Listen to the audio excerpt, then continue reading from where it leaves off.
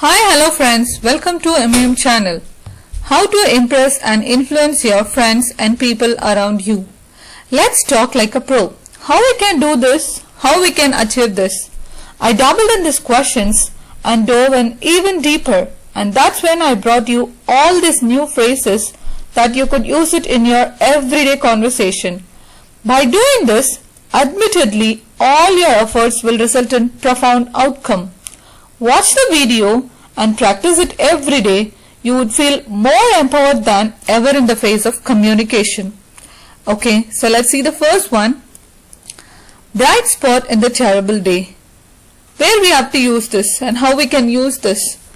Imagine you're at office and it was a long day and a miserable day, and suddenly some joyous moment happens or some flawless things occurs. Then you could say, oh my God, what a bright spot in the terrible day. So a good thing that occurs during a bad or difficult time. So when some good things happen in a very difficult time, you could say a bright spot in the terrible day. So let's see one example. Car sales were one of the few bright spots for the economy last year. Okay. So the next one is sorry to barge in. So consider you're at office and you're just trying to find a meeting room, and suddenly you open the door and there's people already there. Then you could say sorry to barge in, kindly excuse. So what does barge in means? Enter rudely or abruptly or intruding someone. So when you do that, you could say I'm sorry to barge in. Her mother never knocks but just barges. She just never knocked the door but she barges in suddenly. So the next one is just a blip. Just a blip. What does it mean? An unexpected and unusual condition that is usually temporary. For example, just see like you're monitoring the employee performance, but only for few days it was not good, and if it is dropped, then you could say, not to worry, it's just a blip. The drop in sales last month was just a blip. Nothing to worry about it. So when you're viewing some history or performance or statistics, if there is a drop, you could say, please people, don't worry, it's just a blip. We can definitely get through it. You could say like that. And then, profoundly interesting to me. Or you could also say, if it doesn't suit you, you could say profoundly uninteresting to me. Based on your intention, you can use profoundly interesting or profoundly uninteresting to you. So what is profoundly and extremely deep? For example, the victory had a profound effect on the rest of the war. The great effect, okay, the great change, even more deeper. It has a great insight to the subject, okay. So the victory had a profound effect on the rest of the war.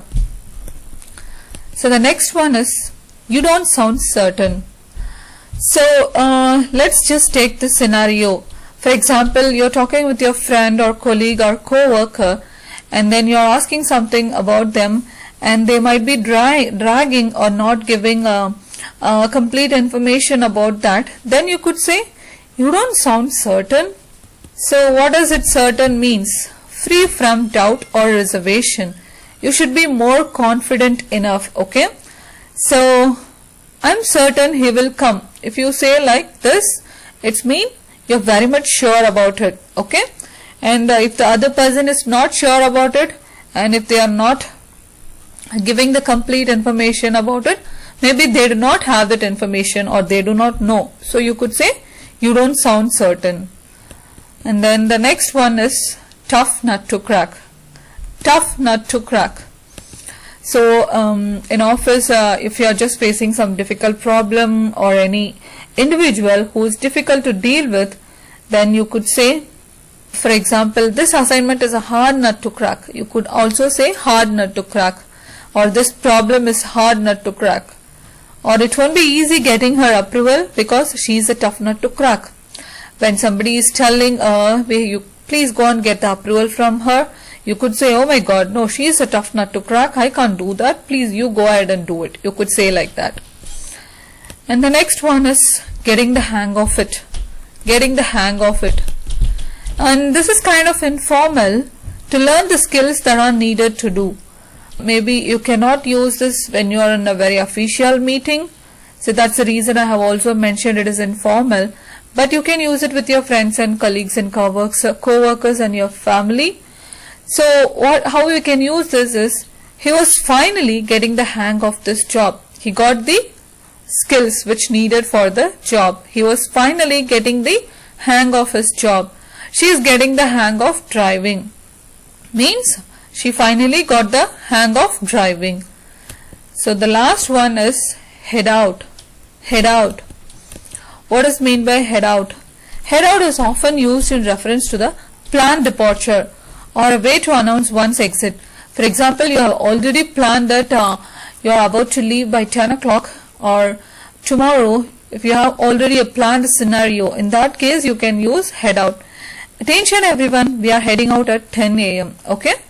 And then the next one is, mom is headed out for New York tomorrow afternoon. Okay?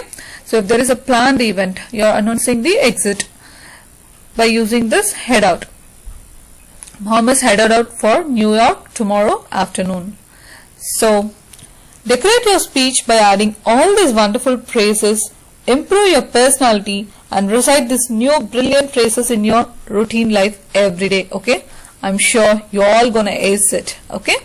So please do subscribe to MAM channel. Please do like, share the video. Thanks for watching, friends. Bye-bye.